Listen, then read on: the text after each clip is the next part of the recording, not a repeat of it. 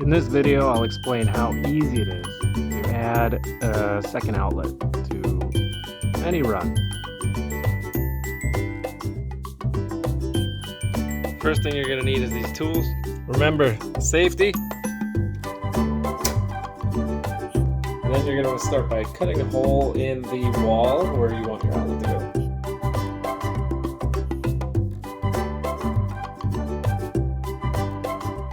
Next, you want to remove the nearby existing outlet.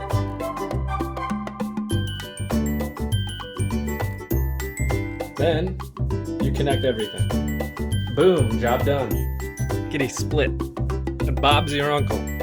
Easy peasy.